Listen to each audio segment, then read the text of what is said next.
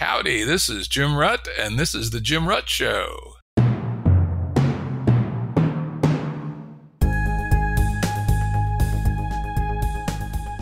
Listeners have asked us to provide pointers to some of the resources we talk about on the show. We now have links to books and articles referenced in recent podcasts that are available on our website.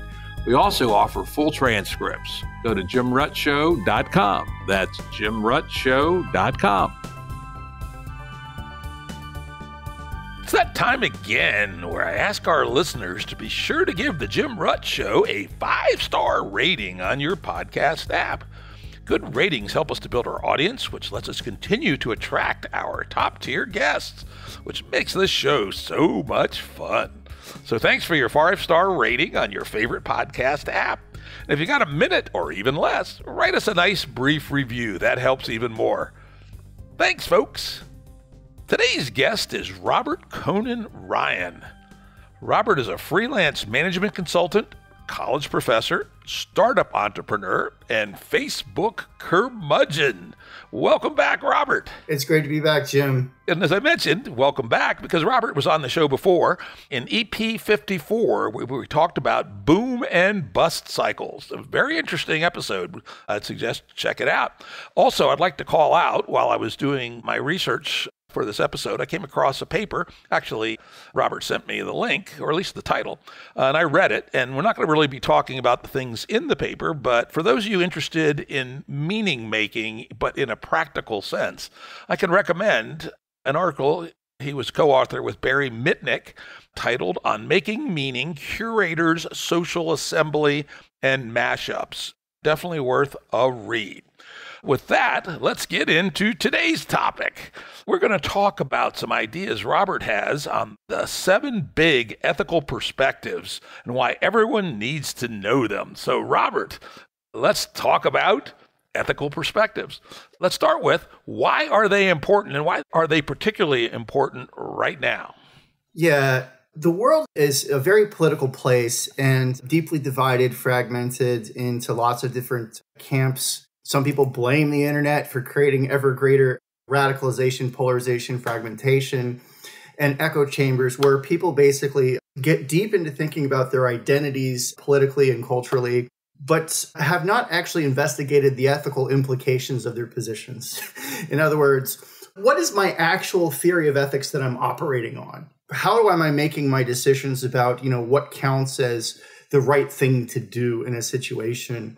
You can also pair with that a lack of knowledge of rhetoric and how that works. But I would say getting some sort of deeper dive into what ethics is probably one of the most valuable activities that most adults can do. What are my ethical stances? And what are the ethical stances of people who are trying to influence my opinion? And how do we deal with that crossing of communication between those different ethical stances? Is it possible for us to reconcile our differences, or are they irreconcilable? So one of the observations here is that as a society radicalizes, what they're basically doing is they're saying, I'm taking my ball and going home in terms of how I determine ethical judgment. You people are making ethical judgments in a pattern that just simply clashes with my own, and I don't see a middle ground.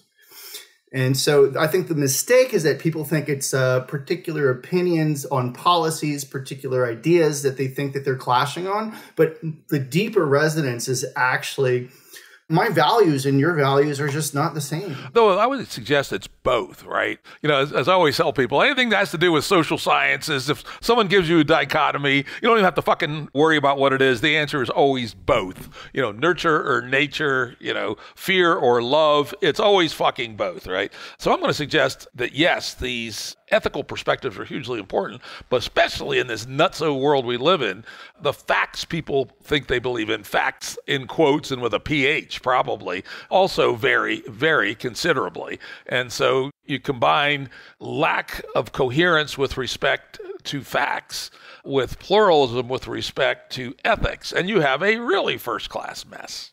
Absolutely, because the thing is you have no mutual grounds to evaluate the facts. So let's say, for example, climate change. If you can't even agree on whether or not human-caused CO2 is affecting climate change, then you've got a real problem right there, no doubt.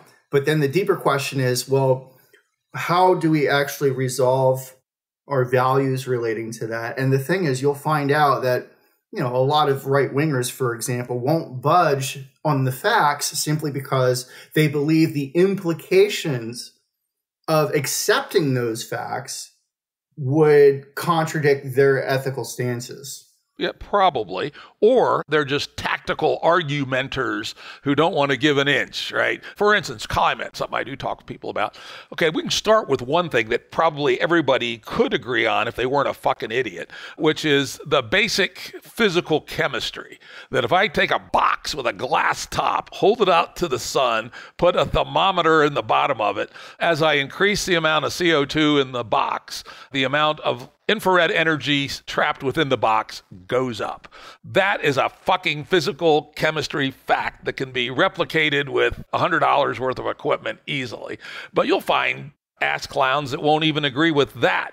Not necessarily because it conflicts with their ethics, but because they feel like they're giving ground somehow. If they acknowledge even one actual objective reproducible fact, then somehow it's on a slippery slope to whatever, right?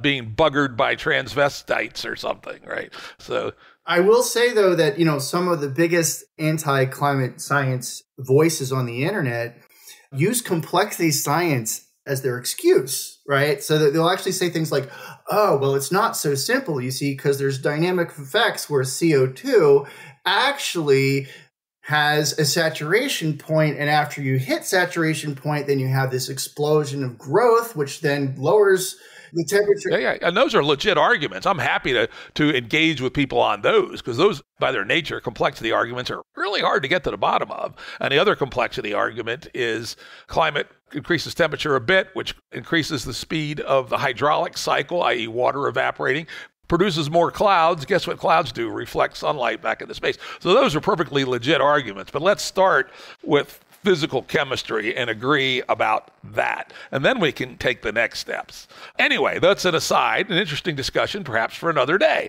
Today we're going to talk about your 7 ethical perspectives. It's probably useful to start off with just a list. You also suggested that they exist on a horseshoe spectrum, which I'm less than entirely sure is a good analogy, but let's give it a roll and let's get started.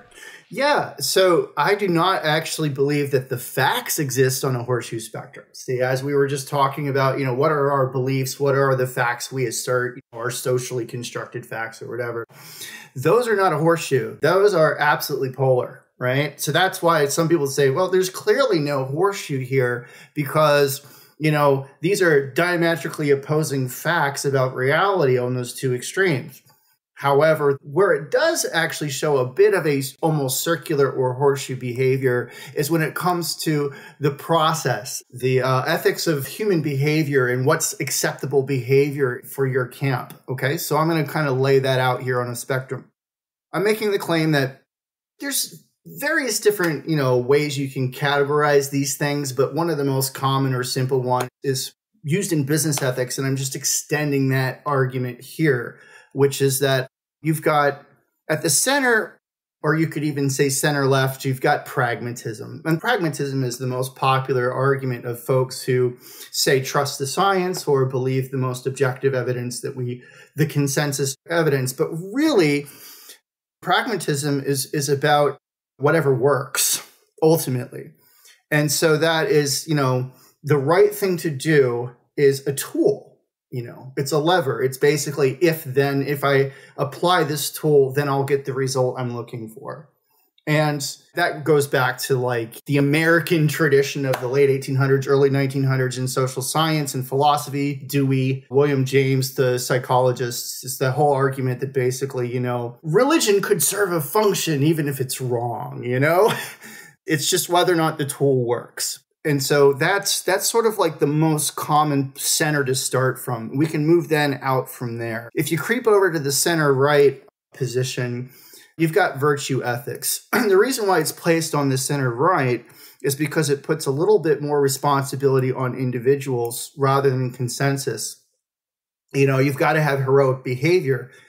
You've got to basically prove yourself through the primary virtues such as wisdom, courage, temperance, and justice. A lot of people who think more of a classical liberal mind frame, they tend to live in that headspace. Okay, so going further left and right here. Okay, so we're going to go a bit further left now. So we're going from center left to solid moderate left. Consequentialism. Consequentialism is respect for reputable, verifiable methods that create the outcomes. However, the outcomes are, in this case, biased towards the consequences more than the method. So this is the ends means problem. Right. So the ends justify the means in consequentialism, whereas pragmatism requires them to sort of stay at parity.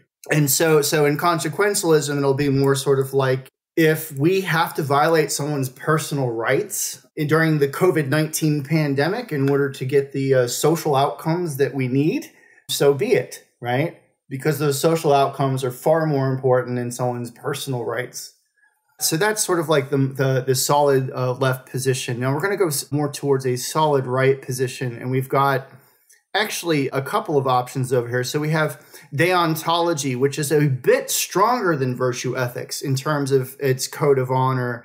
The thing here, though, is that with deontology, we usually expect an exceedingly few number of people to actually live up to the standard. In other words, a whistleblower, for example, is a classic person that will say, no matter what happens to me or what happens to the people around me, I am committed to the fact that I'm going to be honest about this. And you'll say, now, the reason why this tends to be cast as a right-wing perspective today, which is weird because this one can actually circle back around to the left, is because the idea is that you're throwing away all consequentialism here. You're not actually blowing the whistle because you're trying to save somebody in a trolley problem or something like that. You're doing it just because it's the right thing to do. And that means that you believe that there's some sort of categorical imperative in a Kantian sense that we've got to do this. So you'll see a lot of that in things where people have a strong moral commitment to basically a particular act or code of conduct as being more important than even themselves. The act that I ought to do could change depending on what duty I'm given. In other words, I'm not the one who gets to decide what act I'm committed to in a deontic system. In a moralist system, well, God tells me. And, when Abraham, was tested by God in terms of sacrificing his own child, that was, in a sense, a moralist action, which is I have a deeper duty to respond to whatever my higher power tells me to do. And so that's where most moral systems such as the Ten Commandments come from. So then if you go to the farthest right point, you've got elitist power. In the farthest right point, the extreme right point, essentially you are the gods, okay?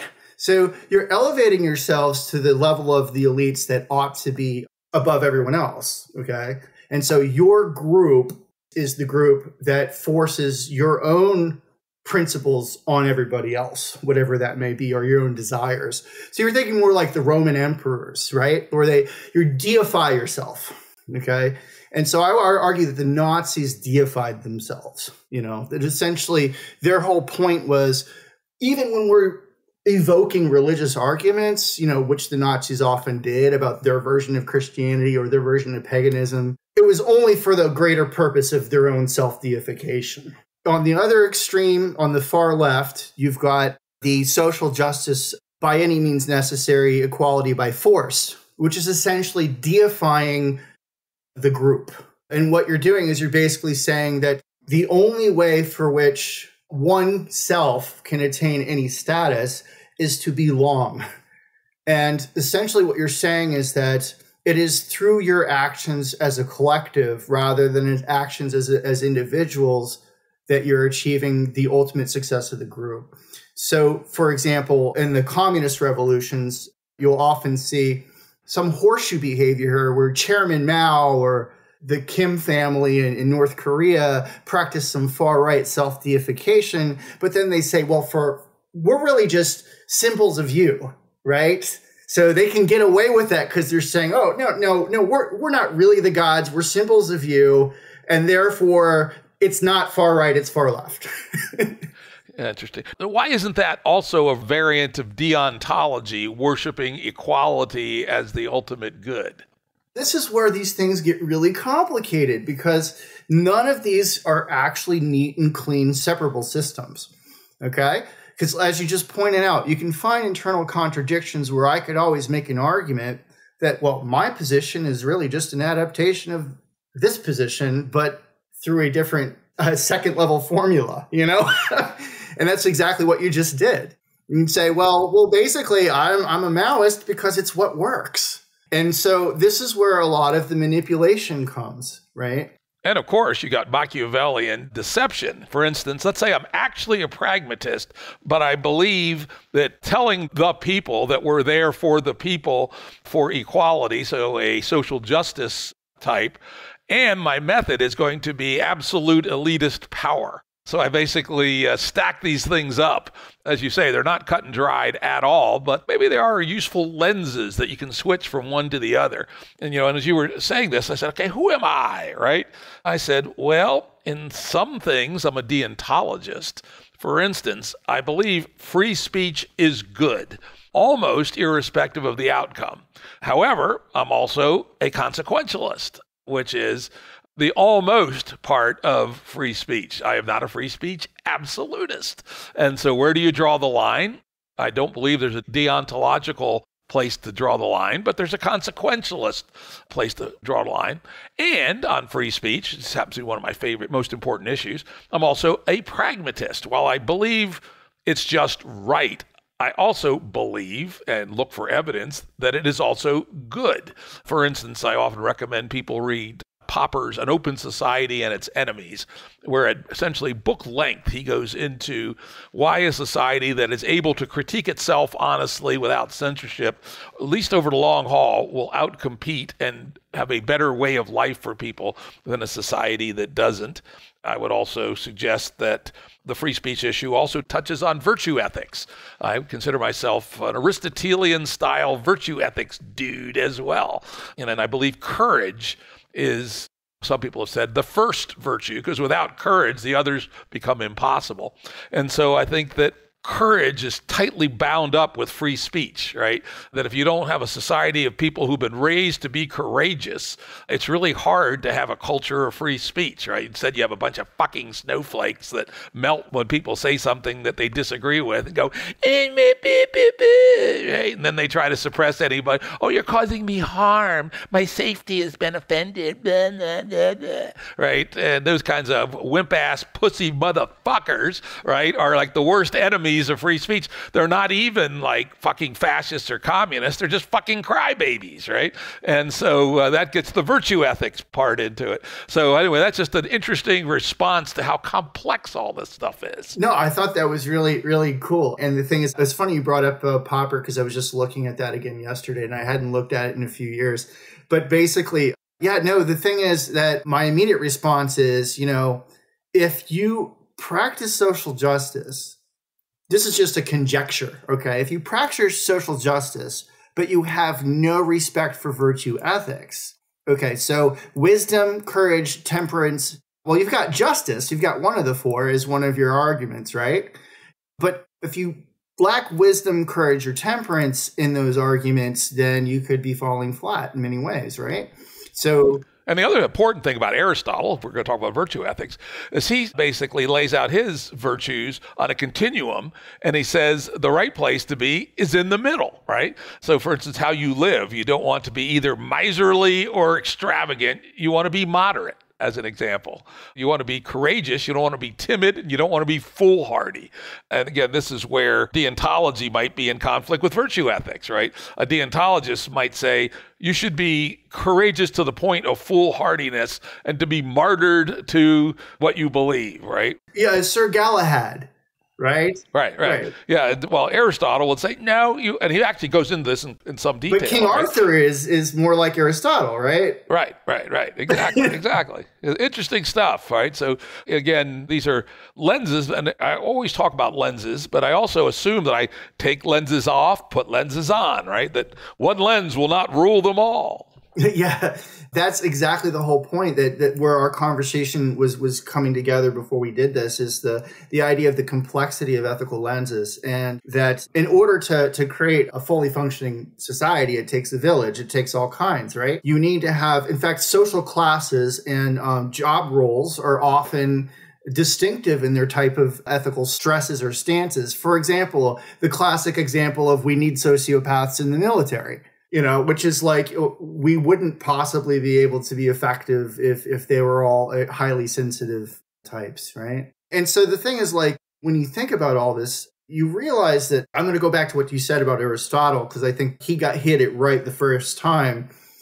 His question was, how do you run the polis? Okay.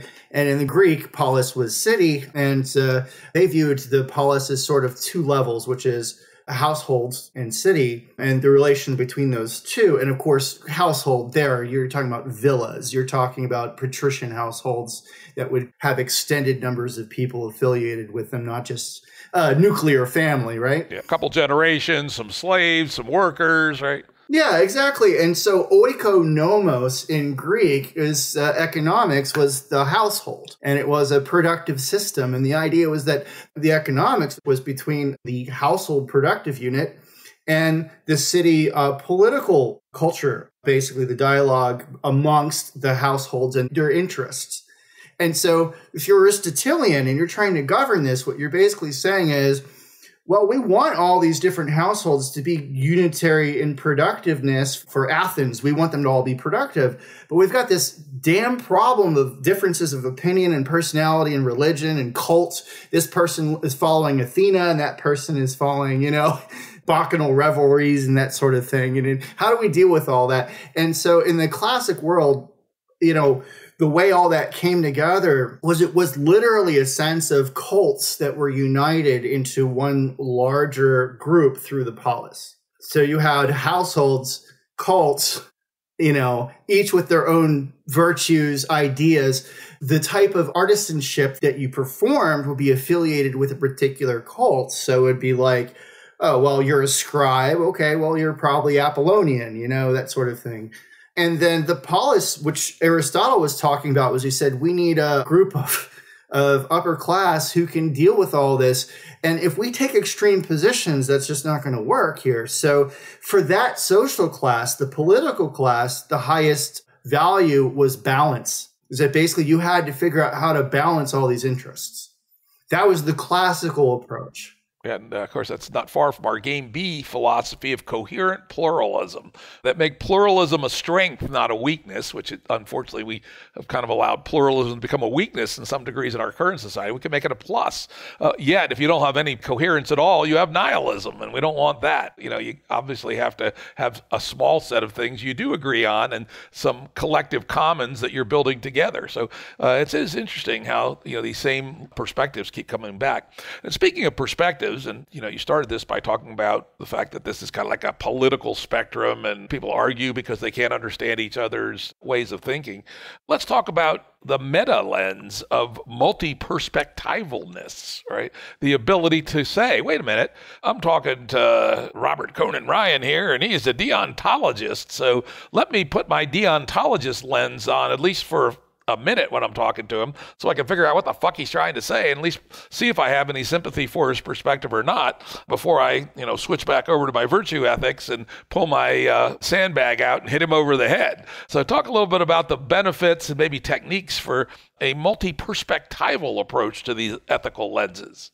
Yeah, first I'm going to embody that in a human being that I much admire and respect, who is, I think, one of the best aging examples, but still important examples in society for doing just that, Cornel West. Cornel West is somebody who basically can have all conversations with all kinds of people using all kinds of systems. In fact, he is considered to be one of the founding of the post-analytic philosophers.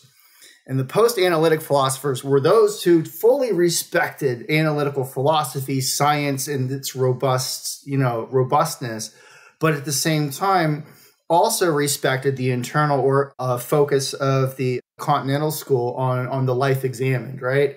And more political and cultural concerns of existence, phenomenology, and so forth. And the post-analytics basically were a complexity school of philosophy. And Cornell is probably the best known public representative of it. And it's interesting, he's a highly complex person. So you're talking about a Baptist preacher who is a member of the Social Democrats and has written papers about Marx, Kant. He did the Matrix trilogy director's cut analysis with Ken Wilber. You know, he's sort of worked with everybody.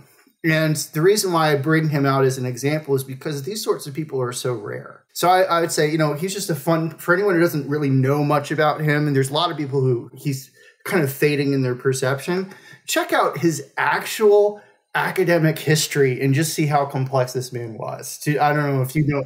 Yeah, it's funny you mentioned him. I've actually read a fair bit, not a huge amount, but a fair bit about him. And I actually like him. And people say, how could you like that goddamn commie son of a bitch? And I go, that is a very inaccurate collapse of his many points of view. And he does come across as a rigorously honest fellow, right? He is really trying hard to get to the truth. He may get at different conclusions I do, but I definitely admire him. And of course, we know he's attempting to run for president. I haven't seen too much about that, but that would be kind of humorous. And if it's Ask Clown number 1 versus Ask Clown number 2, he might be a plausible protest, but who knows, right? His favorite humanist concept is paideia. I kind of quite like that. What is that? Could you remind me? It's a form of love. And it's a form of love. It has several different meanings, but you can think about it sort of in a sense of intellectual appreciation for humanity and the desire to work things out. That's one of my favorite interpretations of the word. If you've never seen his lectures on this, he did a series of lectures in the past 5 years. You can find them on YouTube where he talks about the state of the humanities and love. The reason why I bring this up is because this is a guy who was essentially just recently pushed out by the DEI people. You're talking about somebody who was one of the faces of the civil rights movement, one of the most, win-win, complex thinkers who wants everybody to sort of, find a common ground ethically. And the DEI people just basically said, we can't have you because you are platforming all these other opinions. How is it that you could be platforming the Baptist Christian church when we believe that that was just another, bourgeois attempt to oppress, anyway. He's a good example of multi-perspectival thinking. And I think you and I probably both agree that getting to multi-perspectivalness is something that it's useful for people to attempt. Yeah, absolutely. So some people don't understand the opposition. I'm going to do the DEI thing now. I think it's a good moment. Some people don't really understand the opposition that you have or I have against DEI because they assume, well, if you're against us, you must be with our enemy, which is a very classic Saul Alinsky technique. It's just polarization. If you don't agree with me, you must be on those people's side. There is no third option, right? So that kills multi-perspectivalism. That's exactly what it's designed to do. And so that's what the Cornel West thing at Harvard was recently, where he basically said, this place is impoverished. I'm out. I'm going back to Union Theological Seminary. He's like, because there really aren't any good voices left at the top here that are willing to promote multi-perspectival dialogue. The reason why this becomes very fascinating is because then the DEI scandal happens, where we have Claudine Gay, shortly after becoming president of Harvard, immediately becomes accused of plagiarism. Then her DEI czar, and then another high-ranking DEI official in the Harvard Extension School. And then there's a fourth one that's currently being accused. And there's strong evidence. And so the real question is, and then the immediate response from the Harvard Crimson was like, well, this is a right-wing attack. They completely redirected the conversation from the issue of plagiarism itself to the fact that they were saying, we recognize the real reason the enemy is saying these things. The enemy only cares about ending DEI, right? There could be no third position, right? And this is several articles in Harvard Crimson over the last couple of weeks. Yeah, there was something in the New York Times yesterday making that same claim where yet another DEI commissar was hoisted up on a rather extensive list of plagiarism, right? So we have the DEI czar of Columbia We have the DEI czar of Wisconsin, which is actually the husband of the one at Harvard. And then now there's an investigation into his dissertation chair at Michigan State, who was his co-author on the highly unethical papers that he participated in. And then everybody's now looking at all the people they've ever worked with. And so they're looking at the daisy chain and trying to figure out who taught everybody to plagiarize. So what I'm arguing is that there's actually a third position that we could probably all agree on here. And that is the number one problem that some of us who do not share the same radical ethical positions as the DEI folks, our number one issue is this sort of thing. In other words, the idea that we can't have a dialogue about solving that lack of rigor in the fields, okay? Because if we could have a dialogue about it, we might actually come to a full agreement, and DEI could actually be a very wonderful, powerful tool. It's not necessarily that those of us who are critical of DEI are actually taking the enemy's position. We're basically what you call the loyal opposition to the idea of a more just society. And what we're saying is you're using the wrong tools. Yeah, exactly. In fact, I have an essay I've been working on for a year because I don't, I'm a slow ass writer, unfortunately. I'm a much better talker, which is why I like podcasting. And it's called Neither Wokery Nor Magotry, Liberal Universal Humanism. And the idea being that when people like myself and others go after the wokes, they say, well, the people assume, oh, you must be those Charlottesville neo-Nazis. And I go, fuck that. I'd whip their asses too. Hate them even worse. You're making a false dichotomy. In reality, both wokery and magotry meaning far right, are heresies away from classical liberalism, specifically the idea of universal liberal humanism, that while we, of course, have been imperfect and worse than imperfect in our history, the West, and only the West, has been able to raise the equal dignity of all humans on Earth as a central value. And so even when we're violating it, we at least have to pay the tribute of hypocrisy. The hypocrisy pays to vice in the name of virtue when we do it. So, guys, get rid of your wokery and your magotry, and let's return to classical liberalism and universal liberal humanism as instead. And so that would be my response on the narrow thing. But yeah, let's apply your lenses to DEI. Let's see what happens when we apply your lenses to DEI, and you do it, and I'm gonna, because I have some opinions about DEI as well. I'll jump in as well. Why don't we go through your 7 different ethical positions, and let's say, what do the 7 ethical positions say about DEI? My claim is that liberal humanism you're talking about started with scientific primacy. The idea that the way that we resolve all differences, which is how you started our conversation today, was on the point of, if you can have an objective scientific empirical language with which to resolve conflicts, then, that's the prime method. And that essentially is a type of, you can call it a type of pragmatism. But basically, to your response, the MAGA versus DEI side, you're talking about them applying mirror image lenses to each other, right? And the most common thing that puts them on the far left and the far right, away from the middle, is their rejection of scientific primacy. That basically what they're saying is, we've got our facts, you've got yours, and our facts are more important than any sort of objective middle. And most importantly, they appreciate each other, right? So they actually appreciate each other because they're saying, you, like us, don't see this scientific primacy or objectivism as being an important language, right? So to speak common language in reverse to each other. And I'll give you an example. Andrew Anglin, who is the organizer of the Charlottesville activity and was the editor of the Daily Stormer, he told everyone publicly that he used Saul Alinsky's Rules for Radicals in his actions, and that he considered it just as valuable of a textbook for the neo-Nazis as it was for his opponents. I will confess to have read that Saul Alinsky's Rules for Radicals more than once, and that it is a very useful book. So if you're out there looking to stir up the shit, I suggest you read it. I would suggest it's pure pragmatism. Just like if you read Machiavelli Machiavelli is a multi-level book, The Prince, right? But if you read it as, kind of a complicated and somewhat obscure list of hints, it's also worth reading as a how-to. So I don't blame anybody for reading Saul Alinsky. It's got a lot of useful stuff in it. Yeah, and you know what? I'll speak to the pragmatism argument there, okay?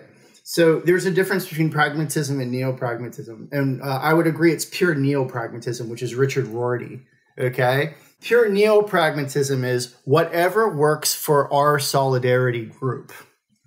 Okay, he literally wrote an article that became probably his most cited article called Objectivity or Solidarity.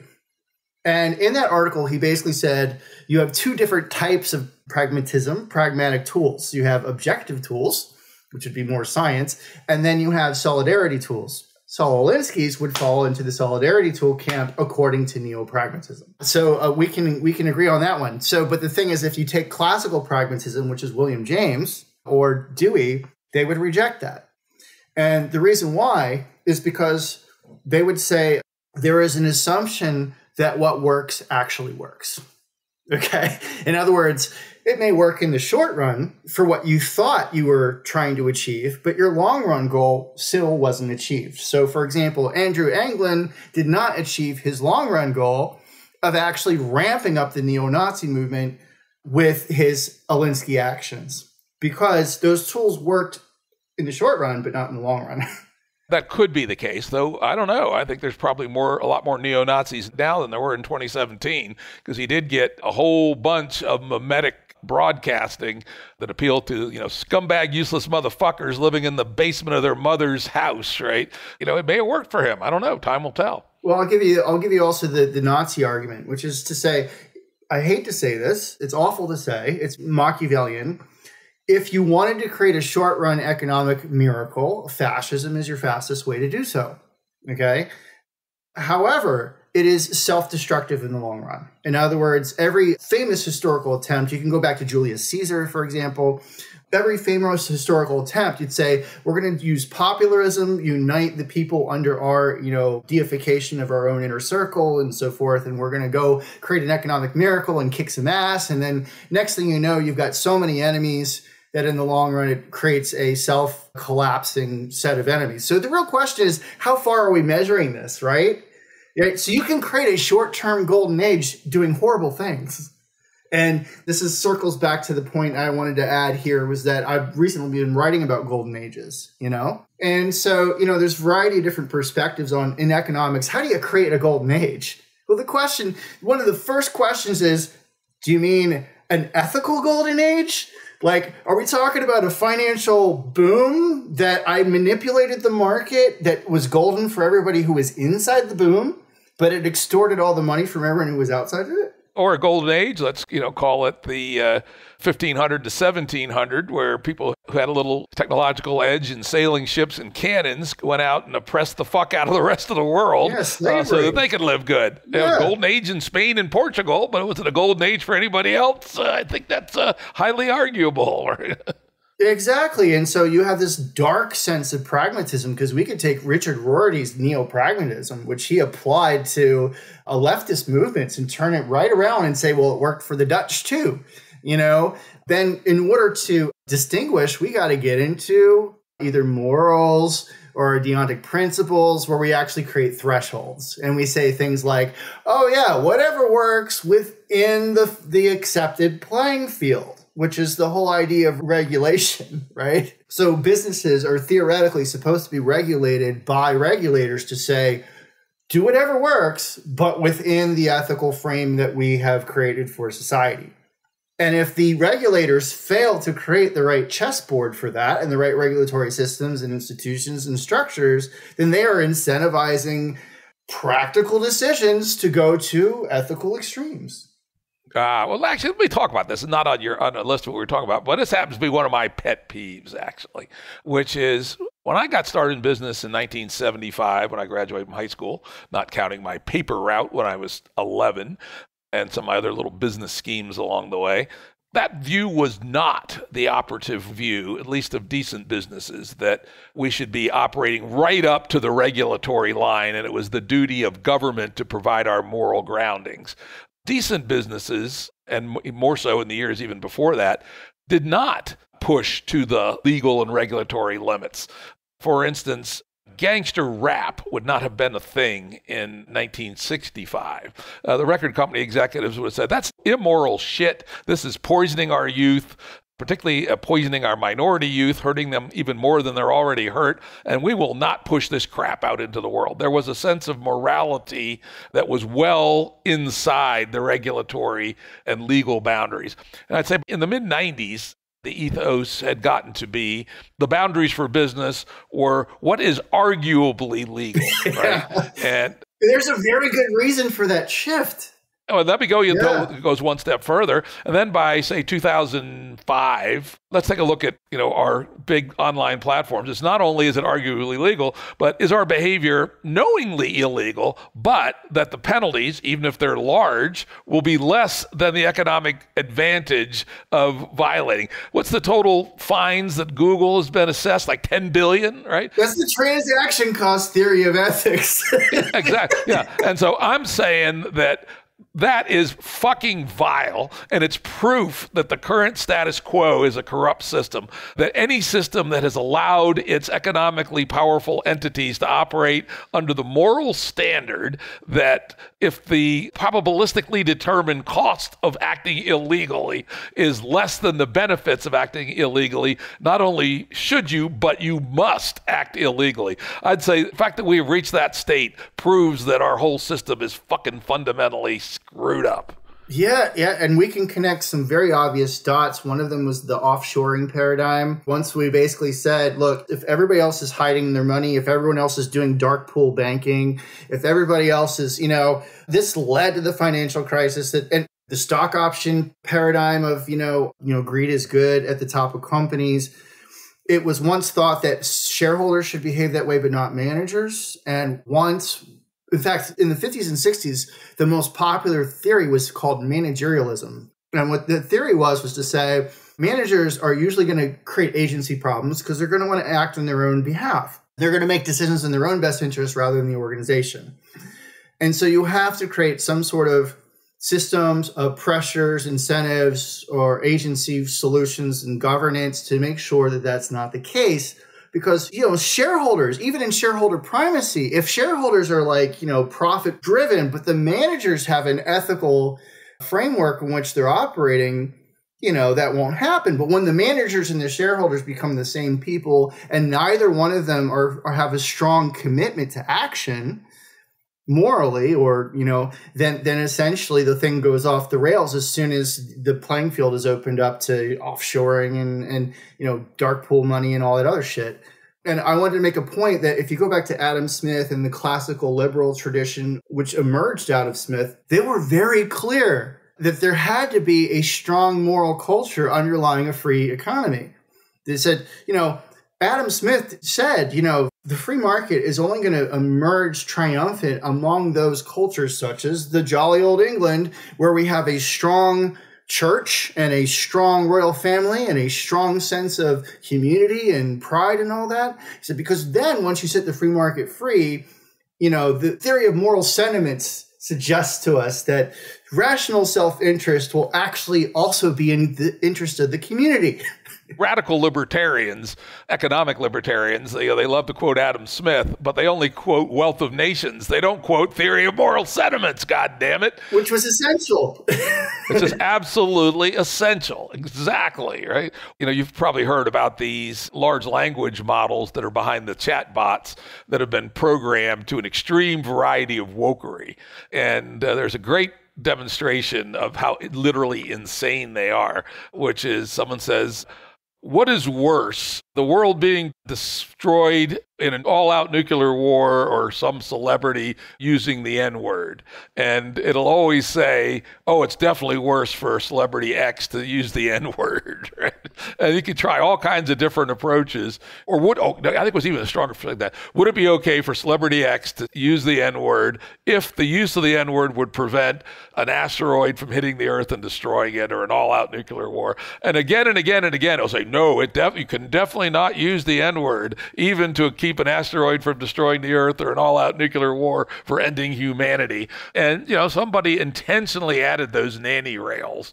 They probably didn't see the emergent effect, but they had some thinking that said that their little religion about the N-word, which is just 6 letters, right? Read John McWhorter's great book on the N-word. It's just 6 little letters. Is somehow that magic spell is worse than the Earth ending, right? What the fuck, right? Yeah, that's really profound, because you're talking about, people have talked about AI ethics a lot, but rarely do I actually hear them describe how you program a multi-perspectival ethical AI that balances these perspectives, right? Even when I hear people talking about them, I hear people trying to define a specific framework. Thou shalt not this, thou shalt not. And I'm like, okay, no, wait a minute. That was actually Nick Bostrom talked about some of that. And so there's a lot of voices out there on this topic. This brings me back to the idea of the golden age thing. Okay. Suppose you're AI singularity, like you're one of the singularists, and you believe that this is going to create a golden age. That's your theory of the golden age, is we're going to eliminate labor and massively increase our decision-making potential and all this other stuff, okay? The most common complaint against this is ethics, right? Which is basically say, how could we ever trust this thing to actually make all the right decisions on the behalf of everybody? It collapses into democracy or authoritarianism, one or the other. What are we going to do, right? Well, I think one of the interesting points here is that if you were to look at all of the other popular perspectives on how to create a golden age, think about it this way. In order to have a perspective on how to create a golden age, you have to have a state in mind. What does that actual scenario look like? So the thing is, the AI needs to have a state in mind. This is what I'm arguing, right? It can't just be making micro adjustments on the basis of individual decisions. It has to have a sense of, this is the end utopian state we're attempting to achieve. And that's where radical democracy could actually affect that. Don't you think? Yeah, it could be. Again, AI risk is an unbelievable rat hole with all kinds of implications. Let's not talk about that today, or we'll burn up all the rest of our time. But I do think that some thinking through about ethics will be necessary as we try to navigate the multi-layers of evolutionary risk. And, oh, by the way, sports fans, the previous episode of The Jim Rutt Show to this one is me being interviewed by guest host Vance Crowe on AI ethics. So you can pick up my thoughts there, and you can kind of cross-reference them with Robert's thoughts and make your own synthesis. But let's head back to where we were before, which is, let's roll through your 7 ethical perspectives and apply them to DEI. So again, the idea here is you've got this DEI crisis going on in terms of academic honesty and plagiarism. Okay, so if we look at our perspective here, we would say, well, clearly this fails a deontology test. Okay, academics are supposed to pledge to follow certain behaviors. And yet, as I said, the Harvard Crimson is immediately coming to the defense and saying, well, you're just trying to end DEI. There's nothing to see here. I'm sure everybody's just as unethical. This is just a targeted attack trying to prove that it's only these people. My response to that would be to say, okay, great. If you can actually demonstrate a counter study that shows that in Harvard there's a equitable distribution of academic dishonesty, then you can win that argument, right? Well, my counter argument, I would say, is a pragmatic argument. It's basically saying, okay, let's actually empirically test your claim of bias, right? So I would be perfectly okay with that. I would love to see the results. And if, this is my claim, if those results actually end up defending the DEI people, and saying, well, no, it's not just us. We found it in physics. We found it in anthropology. We found it in, if that's actually the case, then, we need to take them seriously. And we need to basically say, well, we have a problem that's not your problem. It's a greater problem. I agree with you, but that would be great to know, right? Though, of course, again, layers here. I have no doubts that Chris Ruffo is playing a Machiavellian game, and he doesn't care if plagiarism is widespread or not in every discipline. He says, well, I think we can catch a whole bunch of these fuckers out, so we're just going to catch them out for his own purposes, which is, a consequentialist theory, which is DEI bad, any tool to get rid of DEI okay, etc. So while I agree with you that I would love to know the answer to that question, maybe we'll find out. There may be enough interest now to do a valid statistical sample across the disciplines and see if the weirder the field, the more plagiarism there is or not. Be very interesting.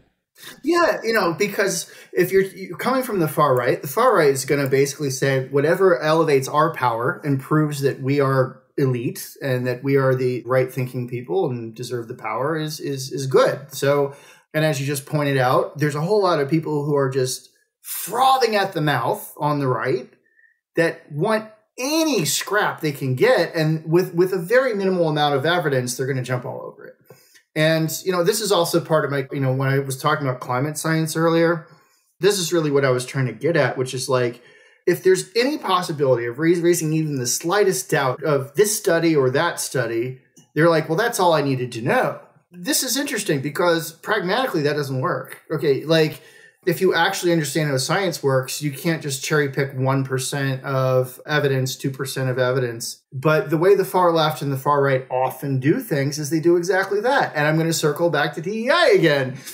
On the DEI side, some of the complaints, okay, the guy who was at University of Wisconsin, he was married to the diversity star at Harvard. He has the worst ethical complaint of them all, which is that he was repeating the same study over and over and over again and treating it as if it was an original publication. And he won a Lifetime Achievement Award for being a prolific scholar when he only ever completed 2 studies that we know of. He reused results from other people's studies in his own studies over and over and over again. And we're talking about sample sizes of 15, 12, 15 participants. And saying, well, we're going to base our entire theory of DEI in education on the results of 15 people. And not only that, but nobody can actually independently confirm the content of those interviews because he did not preserve the data set that we know of. And so there's no paper trail to actually prove that those 15 people even said what he said they did.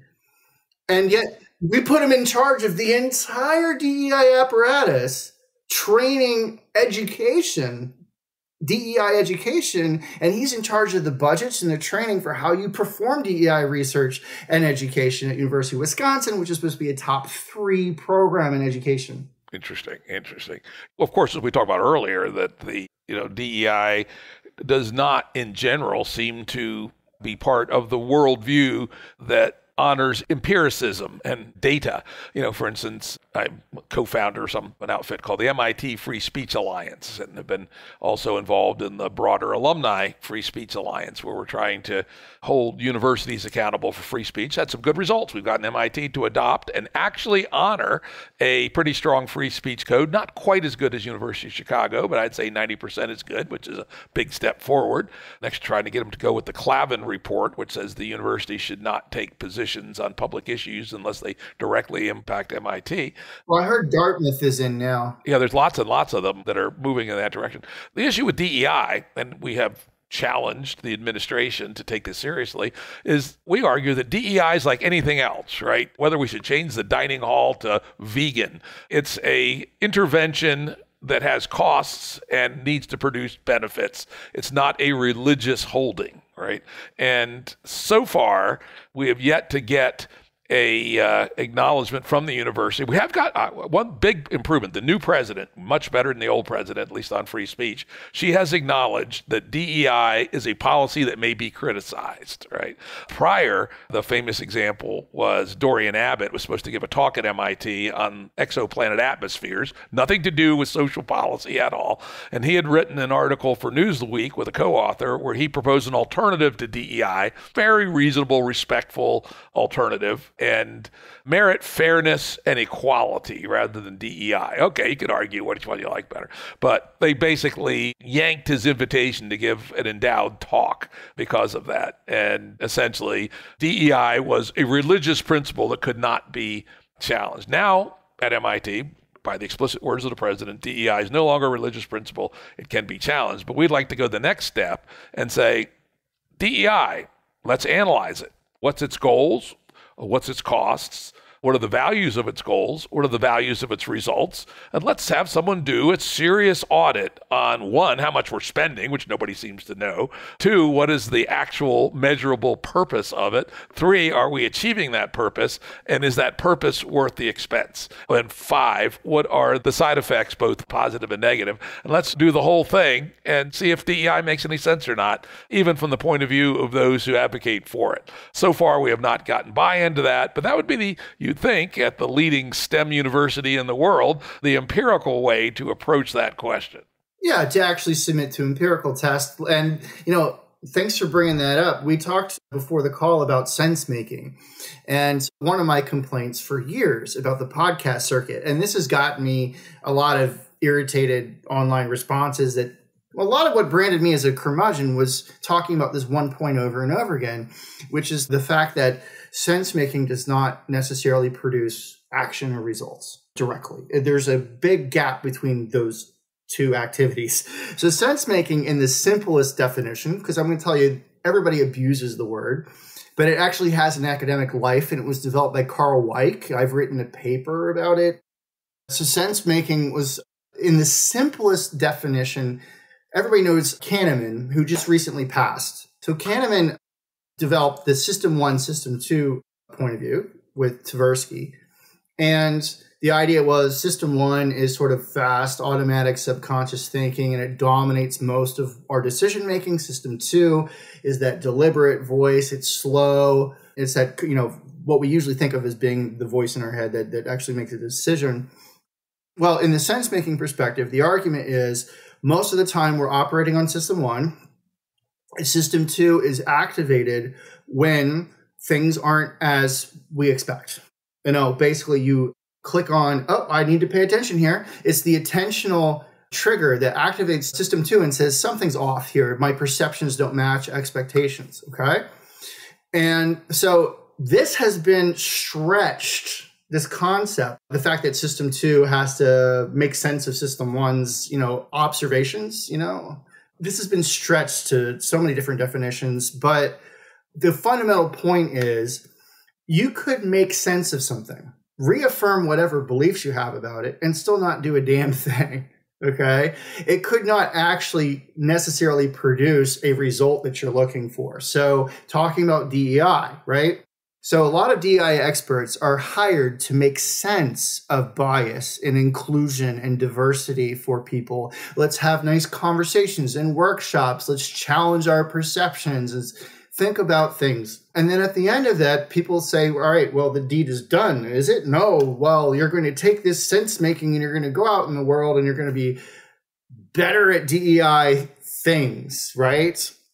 However, they have no plan. There is no clear, actionable, empirical suggestion of, well, we're going to use deontic mechanism 1, 2, or 3, or even pragmatic mechanism 1, 2, or 3, right? They haven't identified what those things are. And so you have these corporate DEI experts all getting fired this year and last year. They were hired in the DEI craze, and every company wanted to prove they were spending money. Well, Zoom, for example, canceled their entire DEI staff of 30. And the reason why is because they actually did this empirical test that Jim Rutt just talked about. You know, they just basically said, let's put to the test, what have you guys done with the money we gave you? What impact have you made to the bottom line or to any important metrics? What are the KPIs, guys? And how is it resolved? And they said, we couldn't agree on those things. I said, well, all they could do was make sense. Yep. And as we talked about in the pregame, I fairly often, when I hear people in the sense-making by itself world, will respond, well, that's all head and heart. You also need hand. And even if all you want to do is jerk off, you still need a hand, right? So let's always include our hand on how we're going to take things out into the world, along with our head and our heart. Because otherwise, you're not even jerking off, right? That's right. And so this is where the civil rights perspective had more success in a shorter period of time than the DEI perspective has had, because the civil rights perspective was able to make more clear identifiers of what their goals, their levers, and mechanisms were. Whereas, I'm going to tell you, I was doing research about this. Well, how would you create a golden age using DEI, social justice perspective in critical studies, okay? How would you create a golden age using that knowledge? Well, the only popular golden age ever proposed by the social justice side of the fence that I can think of is Martin Luther King. And he included in his dream being judged by the content of your character and not the color of your skin. Now, radicals have since rejected that. In other words, the right wing has started quoting Martin Luther King to the left wing. And the left wing then said, well, you're just playing dirty pool. Okay, so we reject this content of your character thing because you're trying to trick us.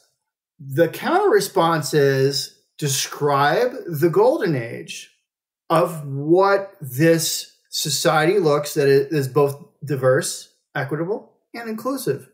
Paint us a vivid picture and then give us KPIs, a roadmap, and start building toward it.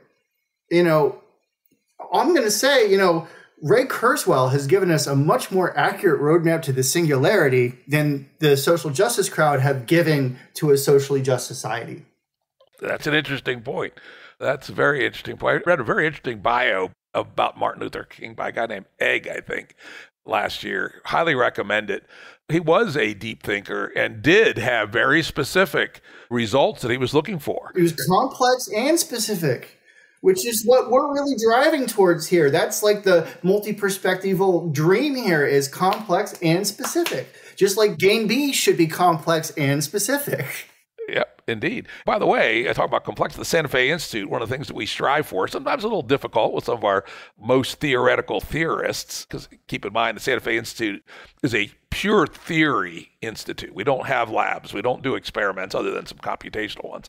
But we do very strongly request that our researchers be in collaboration with experimentalists, people who have data sets, even companies. So that, because, you know, I at least, well, this is the way I say it, I'm not speaking for them, is that I want to see theory and practice, right?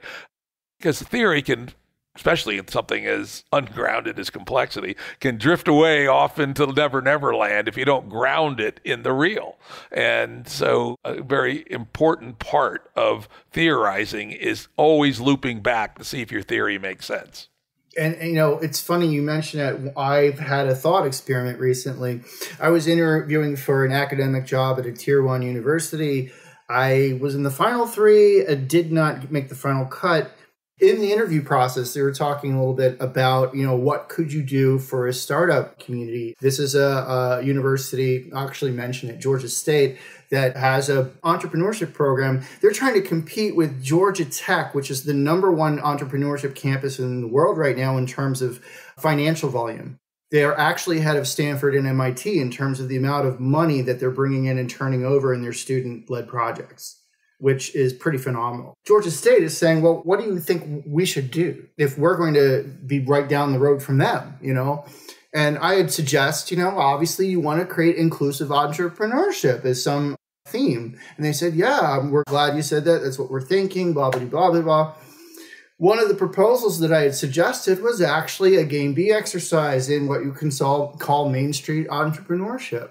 Basically, the idea is, one of the flaws of the inclusive perspective is that often they tend to be backward looking and struggle to come up with these technical or practical forward-looking details. So we're bringing in all these young BIPOC people that we want to support in our community, and we want business models for them. What business models are they going to actually launch? Okay. Oh, by the way, what skills do they need to be successful? Let's not just give them money. Let's make sure that they qualify under the same criteria of anybody else. So you're not going to just give money to people unless they have skills, ideas, a team, etc. Essentially the traditional criteria. And if they need help developing those skills, let's put together programs in place to help them develop those skills. Absolutely. So absolutely skill oriented, but then also the additional thought was, do we need another barbershop? Do we need another nail salon? Because half the students who come in, that's how they envision themselves. So inclusive entrepreneurship, one of the things I found out is that the Georgia Tech students come in with these, I'm going to build an AI system that manages corporate sprinkler systems 15% better. Like they have these highly specific, highly technical ideas that they've been developing. And the other side of the fence are coming in with basic pizza shop type of ideas.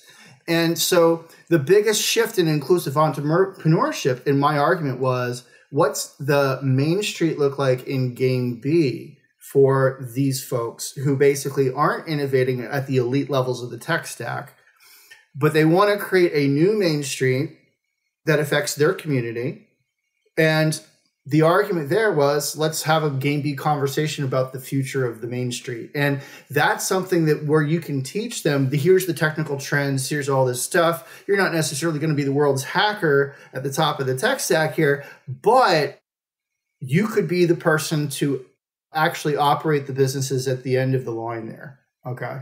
Yeah, I'll throw out a Game B idea, which we try to encourage people to think about for these kinds of practical things. Consider employee-owned co-ops as an ownership model. And particularly, there's been some new work with so-called hybrid cooperatives where you can actually bring outside money in and it can get a decent, though not excessive, rate of return. And those are ways to change the whole nature of work in a way that's no longer alienating, no longer exploitive, if you want to take the Marxian lens of exploitation. And I think that would be a great thing, would be to help educate young people about alternative business structures like cooperatives and hybrid cooperatives. And frankly, you can do a lot of the same things with LLCs if you want, where the whole nature of the relationship between business, the employees, and the customer changes. That would be very innovative. I have my own theory of that, which I call hollow scaling. And the basic premise is really easy to explain. The idea is, instead of everybody clamoring to exit to VCs or to exit to big tech or whatever, is that you create clusters of small businesses that hollow scale together. And so what they do is you'd say, well, we've got a few different technical businesses that are really good at back end stuff. Okay. Then we got a few businesses that have really good front end ways we can actually create services and relate to the consumer and things of that nature. And say, all right, so you've got this little village of businesses, none of which has a complete set of human resources and capital. Each one has strengths and weaknesses. So let's say business A has a great accountant and business B has a great marketing manager. One of the things I believe is a common reason that small businesses fail is because they have imbalanced teams. If you go to VCs, tech startup groups, they'll tell you the number one problem is putting together the perfect team. And I said, well, if that's the number one problem, then that's the wrong thinking. Because if we could dramatically raise the success rate of startups by not having to rely on full-time teams, in other words, part-timers who work across multiple projects, each with their skill sets, that it's much easier to form a collective organization of companies that scale together. Yep, that makes a hell of a lot of sense. I would also say is in the spirit of Game B, where we think in terms of membranes and protocols. One of the things that we don't want people to take away from Game B is that we still want to go to the stars. We still want to be able to build the equivalent of the gravity, astronomy, etc. But we want to do it in ways that are built from smaller pieces where people can live at high fidelity and high bandwidth. And that's going to require ways to working together and building stacked membranes and protocols for specific purposes. And I think that would be a great place to do some experimentation. Yeah, you know what? One of my dreams, and I'm going to be writing a book about this as soon as I get my desk clear of the next 6 papers I have. As I told you before the call, I'm submitting a paper pretty much like once a month for the next 6 months, and so I've been waiting on the book, because I got to get all that other stuff done. But basically, the idea is there's certain projects that would be extremely high impact that we're just not doing. And they would have tremendously larger ROI and social ROI. One of those people have been talking about for decades is the Main Street problem, right? You got people in Western Appalachia that have beautiful countryside and tons of resources and all this other stuff. And you have entire towns that are just empty. And then you have college campuses on the same point, which are dwindling. Like these little, small liberal arts colleges are all dying, and we don't need them really. They're an ideal size for entrepreneurial incubation activity. So the idea is the Main Street problem actually looks very similar to the small college problem, is that we have places with people and buildings and a history of having resources close by, and yet there's no businesses there. And now that we can all work remotely, there can be very interesting holoscaling activities where some people are local, some are remote, some are, and the thing is, how would we incentivize companies to basically anchor there, an anchor tenant, to basically make it their mission to anchor that community and then attract this holoscaling crowd of small companies that all want to be part of that campus?